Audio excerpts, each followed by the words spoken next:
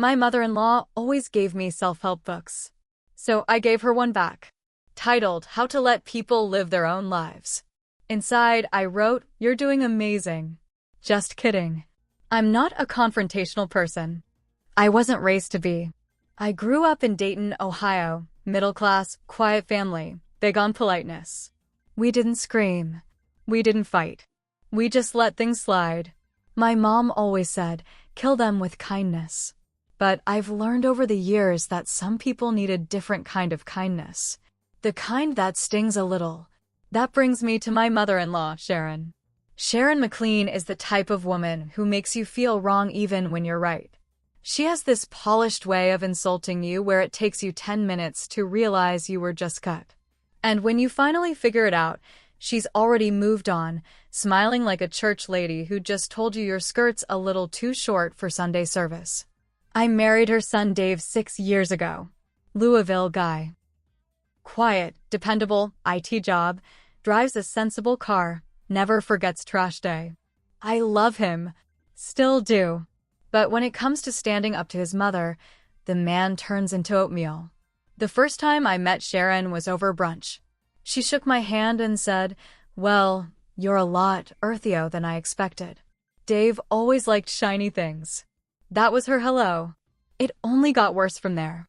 We were engaged 6 months later, and that's when the book started. The first one was wrapped in floral paper with a silver ribbon. It was my birthday. I was actually excited. Thought maybe we were turning a corner. Nope. It was titled, Becoming a Better You, The Power of Self-Reflection for Women. Inside the front cover was a sticky note in perfect cursive. This one helped me in my 20s. You're just starting out. XO, Sharon.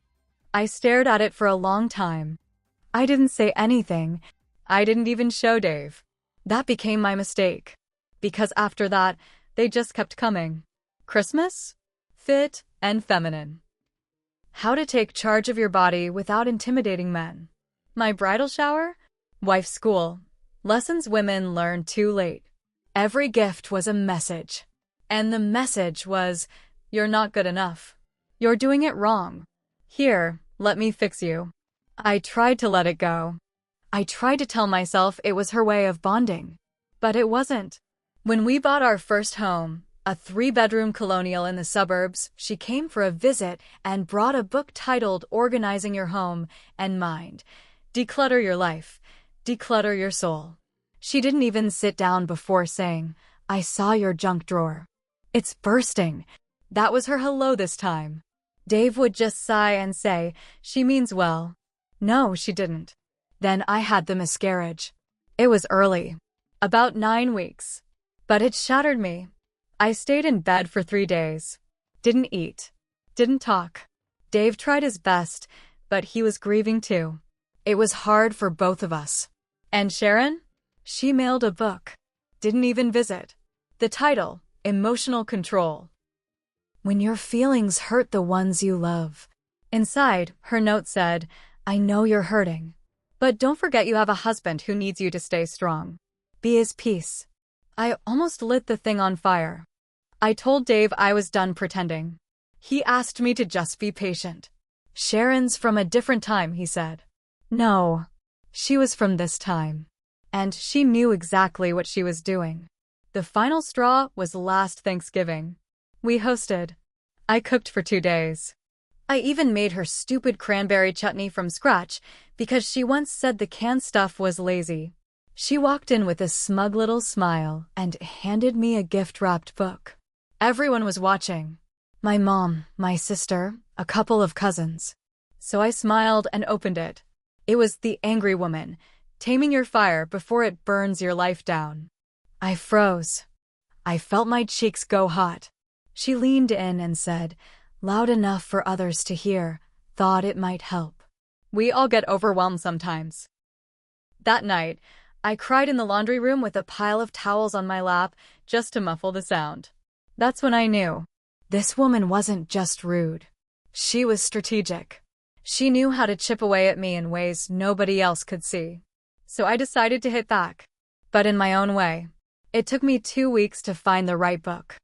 I didn't want something best-selling.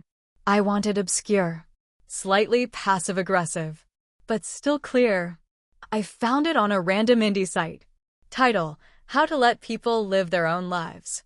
I wrote a note inside, "You're doing amazing." Just kidding. Wrapped it in expensive gold paper, ribbon and all. I waited for her birthday in April. She was having a brunch with her friends and family. She invited us, of course. Public setting. Safe for her. But I was done playing safe.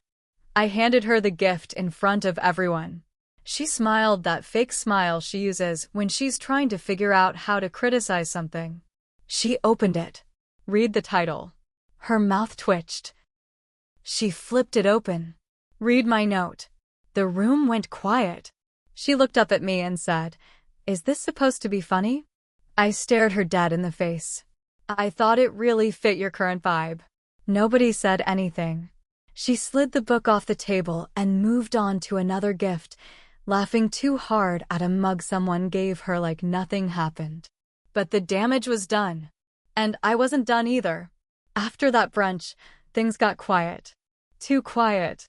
For the first few weeks, I felt like I had finally done it, cut through her fake sweet-smelling poison with something sharp enough to make her bleed, even if no one else saw it. But Sharon wasn't the type to let something like that slide. She just switched strategies. She started playing victim. First, she called Dave. Said I embarrassed her.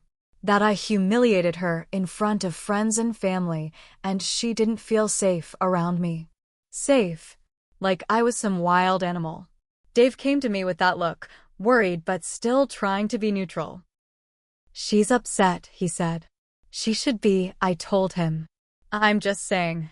Maybe next time, take the high road." I stared at him. "So I should just keep taking the hits while you sit there and watch?" He rubbed his face. "No. I don't want to lose my mom." That hurt. More than I expected.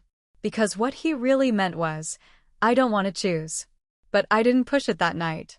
I let him sleep on the couch, and I stayed up Googling therapy groups for couples who struggle with in-laws. Just to feel like I had options. 2 weeks later, I found out Sharon had started calling Dave's sister, Melanie, and spinning a whole new version of the story. She gave me a book that basically told me I'm a controlling old hag, she told her. I've always tried to help her. I don't know why she hates me so much. Melanie texted me. "Did you really write 'just kidding' in the book?" I didn't answer. I just sent her a picture of the pile of books Sharon had given me over the years. A full stack. All titles lined up like a twisted bookshelf of shame. Melanie went quiet after that. But then the real problems started. Sharon's friends. You see, Sharon's not just anyone in Louisville. She's on a church board. She volunteers. She posts inspirational quotes on Facebook every morning like it's a job. And she started a subtle smear campaign. She posted vague things on Facebook like, "Sometimes the people you welcome into your life turn out to be your biggest test. If someone gives you poison, don't drink it just to keep the peace. Let go of toxic energy, even if it comes in the form of family." Each one got dozens of likes and "praying for you" comments. And I knew they were about me. It spread to the church crowd. People Dave grew up with started pulling away. We stopped getting invites to things. Even the neighbors, who used to wave, started looking at me with that forced smile, like they were unsure whether to say hi or not. One day, I walked into a local boutique and overheard one of her friends whispering to another, "That's her. The DL. The one who gave Sharon that book." I didn't say a word. I just walked out. But I was boiling. Dave still hadn't stood up for me. He said he didn't want to make it worse. So I decided I would. I pulled out every book Sharon ever gave me. I took photos of the titles, the underlined parts, her notes in the margins. I created a document, a timeline, labeled every passive-aggressive message she ever wrote. Then I did something I never thought I'd do. I scheduled a lunch with her. At a public cafe. Neutral ground. She showed up wearing pearls and a tight smile. "Thank you for meeting me," she said, sitting down across from me like we were two diplomats from enemy countries. I didn't waste time. I want you to stop lying about me, I said. I want you to stop acting like I attacked you when all I did was finally respond. Her mouth opened. You humiliated.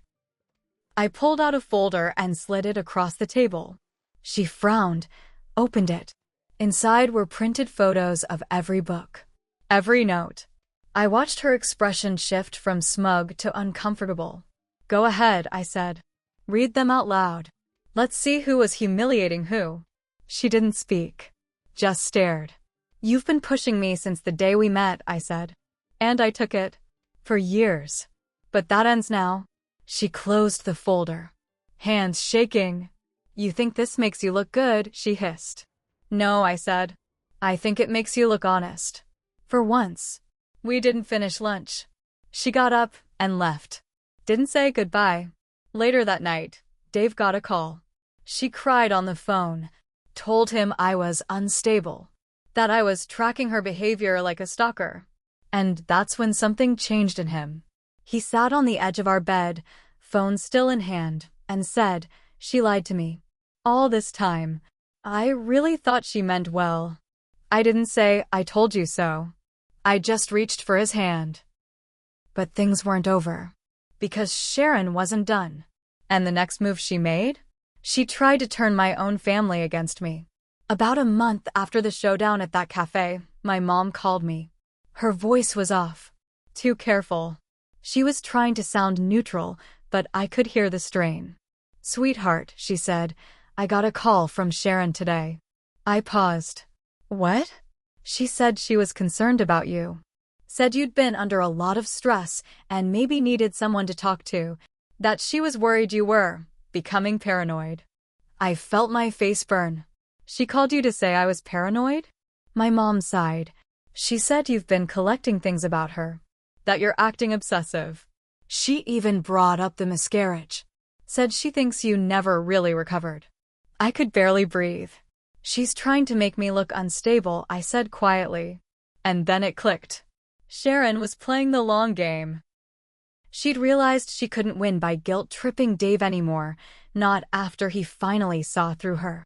So now she was turning outward, targeting anyone in my corner. My family, my friends, making it seem like I was spiraling. And worst of all, it was kind of working. People were starting to look at me differently. Not accusing, just cautious. Like I might go off the rails at any moment. Even Dave's behavior started to shift again. He became quiet, moody. I'd catch him staring at me sometimes like he wasn't sure what he was seeing. One night, after dinner, he sat down across from me and asked, Do you think you've been holding on to this too tightly? I stared at him. Holding on to what? He hesitated. Everything with my mom. I know she was wrong. But maybe it's time to move on. You've got the screenshots, the books, the folder. It's starting to feel like what? I snapped. A case file? You think I'm building a criminal case against your mother? He didn't answer. That silence hit harder than any word he could have said. I realized in that moment, he still wanted to believe she could change. That one day she'd wake up and be the mother he wanted her to be. I knew better. The next twist came from Melanie, Dave's sister. She called me late one night. I got a weird email, she said. From a fake account. No name, no profile pic. Just a bunch of screenshots. I was immediately on edge. What kind of screenshots? Of you. Messages you wrote in a support group online, back when you had the miscarriage. My heart dropped. I remembered those posts. They were private. Raw. I'd used a throwaway account. Talked about how lonely I felt. How angry I was. How I sometimes resented Dave for not understanding the grief. Melanie continued, It was meant to look bad. But I knew it wasn't fake. It was too specific to be made up. I figured only someone really close to you would have had access. That's when I realized Sharon must have somehow gotten into my email. I had once, stupidly, helped her with a tech issue at her house. Logged into my Gmail on her laptop to show her how to access a shared calendar for a bridal shower. I never logged out. She had access for months. She'd been watching me, reading everything. All this time, I felt sick. I sat on the bathroom floor with my head between my knees. Not crying, just frozen. Because this was beyond petty. This was calculated. She wasn't just trying to make me look unstable. She was trying to prove it. I didn't know what to do at first. Do I go to the police? File a report? Could I even prove she'd accessed my email? I called a lawyer. Asked if I had any grounds for invasion of privacy. She said maybe, but it'd be hard, especially if there was no paper trail. But I wasn't interested in court. I wanted something she'd actually feel, so I started planning something else. Something that wouldn't just expose her. It would flip her entire social world upside down. If there's one thing Sharon loved more than control, it was her image. Her identity in Louisville wasn't just Dave's mom or Sharon from church. She had built herself into this local saint over the years, a woman of grace and wisdom. She ran charity drives, hosted women's brunches, and led the prayer chain at her church. People believed in her. They came to her for advice. She was the woman you called when your marriage was crumbling or when your daughter moved in with her boyfriend. She was trusted. That was her weak spot. So I stopped thinking like a daughter-in-law. I started thinking like a strategist. I knew I couldn't beat her by yelling louder. That just fed her story. Poor Sharon, being attacked again. No, I needed to ruin her in the same way she tried to ruin me. Quietly. From the inside. It started with a letter. A printed letter. No email. No signature. No way to trace it. I typed it from a public library. Used gloves. Wiped down everything. It wasn't slander. I made sure of that. It was just quotes. Direct quotes. From the books she gave me. Her sticky notes. Her marginalia. All written in her perfect cursive, photographed and now printed out, typed next to each book title.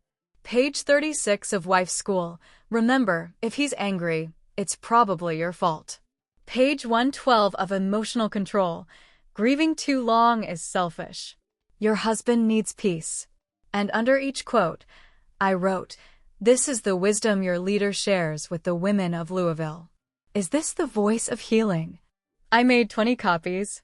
Dropped them into the mailboxes of women from her church, her prayer group, her brunch circle. Every woman she'd ever tried to impress. Then I waited. It took 5 days. The first crack came when Dave's cousin Liz, sweet, overly perky Liz, posted something odd on Facebook. You can wear pearls and still be toxic. No tags. No likes from Sharon. 2 days later, the pastor's wife unfriended her. Then one of the charity boards she sat on replaced her due to scheduling conflicts. She didn't call. Didn't text. But I could feel it happening. Dave noticed too. Mom's acting weird. She's been avoiding people. She canceled her book club. I didn't say anything, but then Sharon made her next move. And this one was personal. I came home from work one day and found a box on our front porch. No return address. I opened it inside. Inside were 2 things, a blank journal and a baby onesie. The onesie said, "Try again, Mommy." I dropped it. Like it was acid. Dave came out of the kitchen, saw my face, then the box. He looked inside. Jesus Christ, he whispered. It took him a moment to connect the dots. But when he did, he sat down like someone had kicked the air out of him. She did this, I said. Your mother. He didn't argue.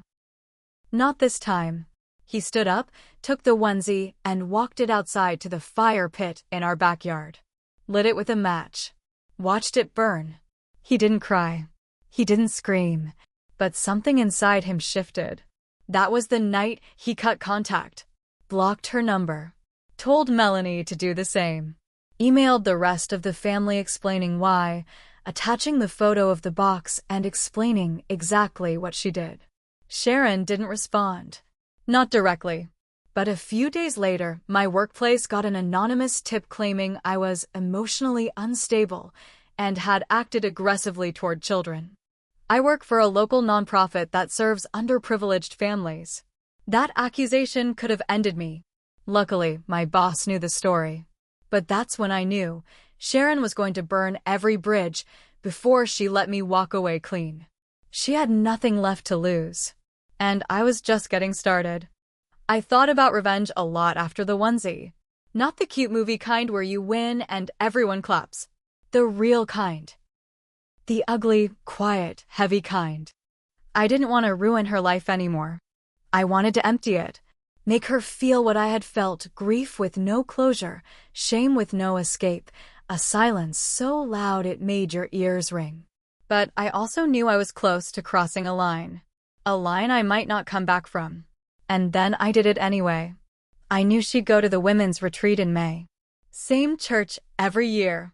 A weekend of prayer, sharing, and renewal. She always called it her refill. So I made sure her cup would spill over. I printed out emails, screenshots, everything I had, messages where she talked trash about other women in the group, called them lazy, dumb, too modern. Stuff she'd written to Dave when she thought I'd never see it. Snide comments about how someone's husband looked closer to a beer ad than a Bible verse. I slipped them into manila envelopes.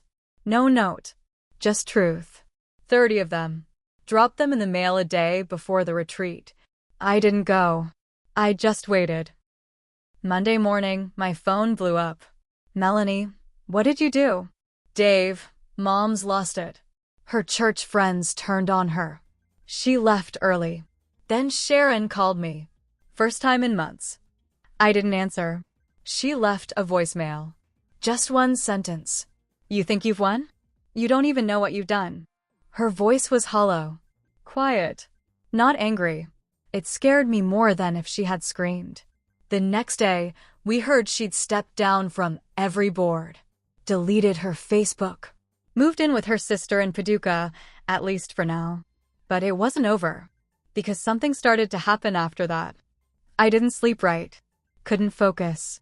I kept checking my phone like she might still be watching me. I had one. But it didn't feel like winning. It felt like rot. Like something inside me had changed shape, and I wasn't sure if it could go back. I got cold. Short-tempered. Dave noticed. You don't have to carry it anymore, he said one night. It's over. But it wasn't. Not for me. Because in fighting her for so long, I had become her in ways I hated. Secretive. Sharp. Petty. I didn't want to admit it, but I had crossed into her world and stayed there too long. Then something happened that changed everything. I found out I was pregnant again. And I froze. Not from fear. From guilt. Because I didn't want this child to grow up with that version of me, the woman who smiled while planning someone's downfall. The woman who could outmanipulate her own mother-in-law. The woman who would go that far. So I did something I didn't plan on. I mailed Sharon a letter. No insults. No sarcasm. Just honesty. I told her she was cruel. That she tried to break me. That she nearly did. But I also told her I was done. Not because she won. But because I refused to let her take any more of me. I didn't forgive her. But I let go. It didn't feel like some perfect ending. But it felt real. Dave and I started therapy together. We kept our circle small. We told people the truth if they asked, but we stopped trying to prove anything. Sharon never responded to the letter. And I was okay with that. Because revenge? It felt good. For a while. But peace? That's what stayed. Even if I had to bleed for it first.